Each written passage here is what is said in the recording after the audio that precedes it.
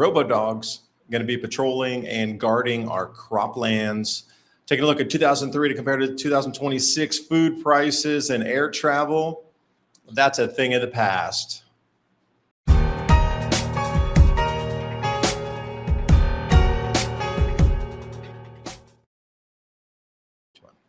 And if you would have taken heed of the Klaus Schwab things of the past list, we're encountering a few of them right now, airlines being one of them. Almost every nation and airline carrier across the planet is reducing flights. Wasn't that a thing they told us we were going to get cut on air travel anyway? But I was shocked looking at the food prices from 2003 until now, and some of these forecasts saying that our food's going to rise 30% for the rest of the year. Way underballing that one. But first, let's take a look at some planetary lineups, otherwise known as planetary geometry during the Japanese earthquake. Lining up for you here. SSGOS, always putting the lines together, showing you where the quakes could occur. Yet very few in the mainstream sciences want to put this together. Oh, wait, there might be cause and effect on what's happening with our planet's jet streams and magnetic field as well. Shh, move on. And finally, some footage coming out here of the 1 meter or 3 foot tsunami that hit Japan after this 7.6 earthquake just offshore. And it didn't breach any of the walls this time. Obviously, it was only 3 feet stacking on top. Nothing like what we'd seen prior with those 100-foot waves in some places, others 50, 60 foot. But I really was shocked that people are down on the seawall trying to get a glimpse of the tsunami coming in after what had happened previously near Sendai in the Fukushima area. I mean, I would be terrified in knowing a tsunami was coming in and going up to the beachfront. What if they got it wrong and it actually rolled in much larger than 3 foot? Also, some more extremes for you here. The size and the ferocity of the tornadoes this year so far is staggeringly beyond what we normally experience. The wind speeds, the size, and just the density and the damage of these vortex events now. Have to wonder if they're related somehow with magnetic field declines and the way the atmosphere is shifting. That's content for a different video. Futurism, robot dogs patrolling precious crops as food crisis deepens. Bayer of all companies is supplementing human security patrols around its 8,000 acres of Hawaiian corn with robotic security dogs. They have thermal imaging and guaranteed they have some sort of small arms on them. And along with the other bigs, Bayer, here we got Palantir. They're teaming up to take over and guard our crops. Oh, fox in the hen house is what I'm saying. Palantir inks $300 million. I'm surprised it's not $330 million deal with the USDA to safeguard our food supply. Palantir loves us. And when I say that, these giant corporations totally control more of the food. Now, you realize the human element's being removed out of here. There's no compassion any longer. My family's starving. Don't care. Robot dog doesn't care. AI doesn't care. Nothing cares on that robotic level about the human species. There's nothing empathy-wise included in this machine world that we're moving into. But notice that they're going to be using robots. They're telling you right straight in your face, we're going to be patrolling our crops, which are going to get very valuable. Obviously, if they're going to spend that much money to have a robotic, and there's going to be a series of them. It's not going to be one dog. 8,000 acres, that's a huge amount of land. Huge. So there's probably going to be dozens of these. They all have thermal cameras. You think you're going to hide in a cornfield? No way. They're going to pick you out in a second. These things are fast. They're agile. They don't stop. And, if you kit them out with a little bit of armory on it, then they could go anywhere and stop any threat pretty much. So this is what we're going to be up against. Now, these so far are protectors, but what happens if they create something that destroys and then, you're forbidden from growing gardens and they drop these things out in the countryside and they're just going through destroying all food sources compared to what we see here where they're protecting the food. Like it can go both directions on this. Don't kid yourself. Well, Palantir in charge as well, safeguarding the U.S. food supply. I mean, sheesh. Can it get any more bizarre than this? Wall Street doesn't lose money on sell-offs, you do. They create the panic, wait for you to dump your position out of fear and scoop it up at a discount. The big banks aren't selling their gold, they're buying yours. Right there waiting with open hands. That's why I tell people talk to Noble Gold Investments. They'll help you build a long-term plan and, more importantly, help you stick to it when the noise gets loud. The minor ups and downs, that's weather. The long-term trend, that's climate. And the climate's been favoring gold for 5,000 years. So the next time you see a dip and feel that knot in your stomach, ask yourself one question. Am I making the decision, or is Wall Street making it for me? Don't let them shake you out of the position you built to protect yourself. That's exactly what they want. And right now, all new qualified accounts receive a free 10th ounce American Gold Eagle as a thank you. A real gold in your hands, that's the whole point. Visit 2030gold.com and discover how easy it is to protect your financial future. That's 2030gold.com. Click on that link in the description box below. I don't know, I'll let you chew on that one for just a second as we get our taste buds ready for 2003. This is an old Publix supermarket receipt, 2003. And with the power of AI and myself diving into it, January 14th, 2003, I wanted to compare them with what the prices were now. But me, I'm lazy. I'm not going to go through and do all the research myself. I said, hey, Grok, please compare 2003 to 2026 price comparison. Show me the difference in a percentage. Okay, Claritin allergy. So now medicines seem to be the biggest increases in everything that is on here. So that went from $5.99 to $22.99, about almost 3 times increase in price. Tylenol, at least doubling. It went from $4.79 to $9.99.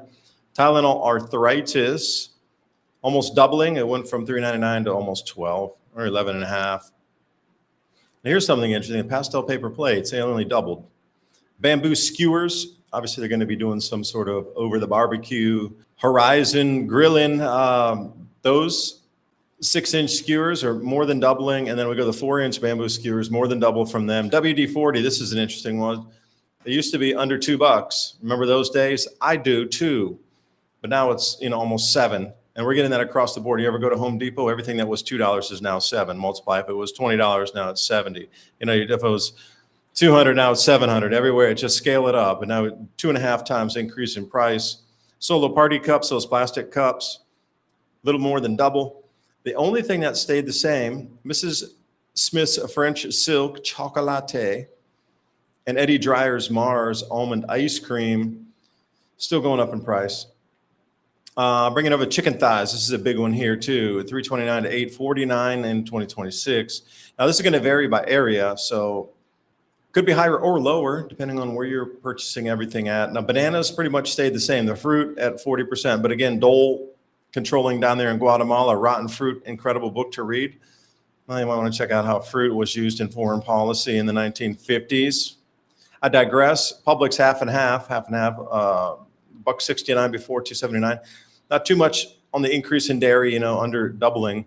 Grapefruits, though, just barely. Do you notice the fruit and the dairy pretty much stayed? I wouldn't say the same, but the lowest of the increases, below a doubling. They're somewhere in the 50% up range. Bagels here, and there's another one, Diet Coke. Now this shocked me. The Diet Coke right down there, the 4th one from the top. I thought for sure the Diet Coke would have stayed the same because they want you consuming that. They want you diving in on those products for sure, because the downstream sales in other industries are directly related to this. So $3 for a 12-pack, and now it's almost $13 for a 12 at $12.49, and that's more than tripling.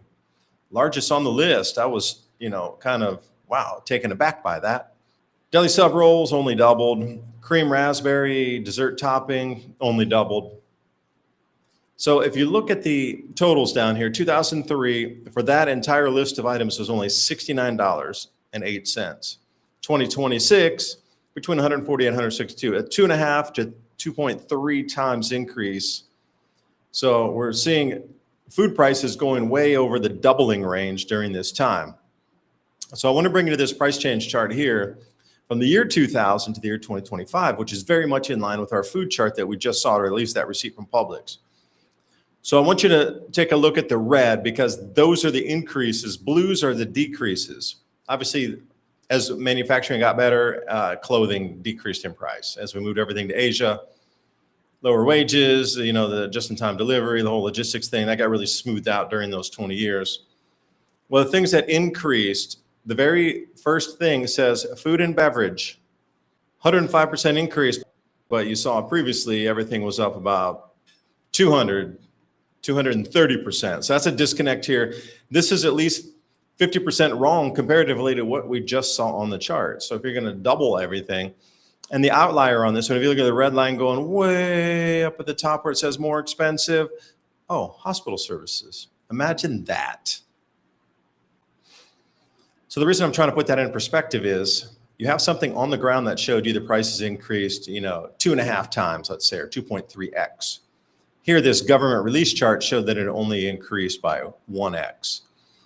So as all these figures and agencies start throwing out their possible food price increases, the lowest I've seen so far is going to be 30% by 2030. And I'm like, wait a minute.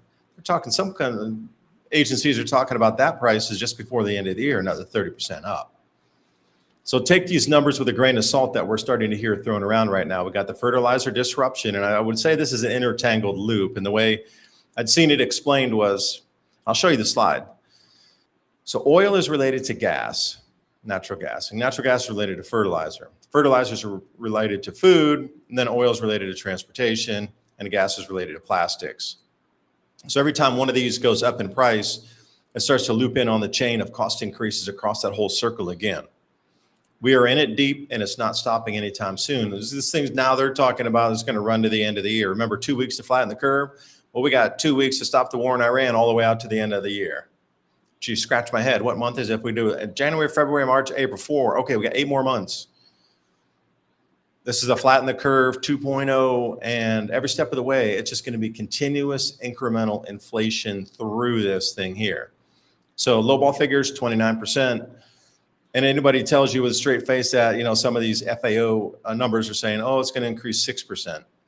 That's laughable, truly laughable. That you think your food with all these disruptions in the fuel, the plastics and everything, fertilizer not growing. We got mega drought in America. We got El Nino, Super Nino coming in that'll disrupt crop productions on a regular cycle anyway. High and very intense El Ninos disrupt crops. 1877 event wiped out 4% of the world's population due to collapse in food production. All right, that's just an example. They're expecting something very similar to that level again this time, but we got better logistics. I could have said before, we got fertilizers when they didn't have during the Green Revolution prior to that, but now we don't have the fertilizers because it's all disrupted from the Middle East. So you see, again, whatever way you're looking at it, whether it's natural or whether it's geopolitical, it's all smashing in the center here this year. So anything 6%, 29%, that's laughable. And please get ready for the increases in your food because it's coming. And as always, Klaus Schwab, you shall only fly once every 3 years after the reset. That's my best Klaus Schwab. Qantas and Virginia scrap hundreds of flights. Upcoming routes, fuel costs. Yep. Thai Airways explains flight cuts. They're going to cut 46 flights starting from May. That's international and domestic. Fuel crisis. Air Asia, all cutting their flights as well. They're going to notify you by email. They're going to be reducing flights from Danmuang to Tokyo, Osaka, Almaty, which is in Kazakhstan, and New Delhi over in India. Then the air raid alert, Spirit Airlines and American Airlines are probably going to go out of business this time. Those will be nationalized, and somebody will pick them up for pennies on the dollar.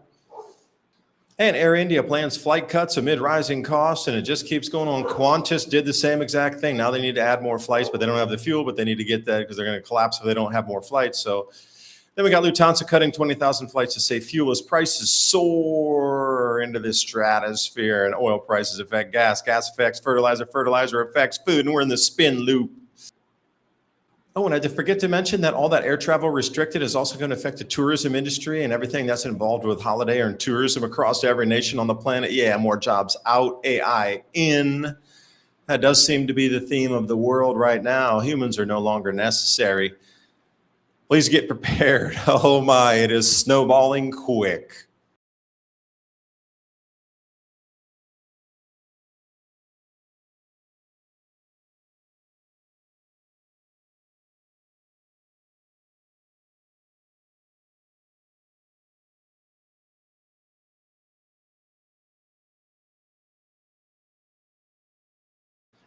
This is the greatest time in human history to find opportunity. There's going to be more disruption than ever than in human history. But what does that equal?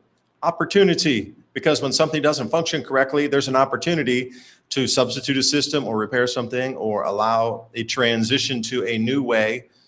And all those are opportunities for those. And there's going to be so much need for that. So that's what I'm diving into. You got to have that little crystal ball in front of you. Well, your history book is your crystal ball. This is a cycle. It's happened before. We've run through it many a time. It's happening now again. It's right on top of the fourth turning along a 400-year cycle and a 2,000-year cycle, all sandwiched together like those gears in a Swiss watch. So anyway, I appreciate you watching. Please share with your friends and family. Spread this link. You're going to have to do it by hand. You're going to have to copy it and paste it into your favorite social media because the algorithm is none too kind. Please leave your comments below. I do read those and respond to them, and it also gives me ideas for the next video of things you'd like me to talk about. But until that time, bye for now.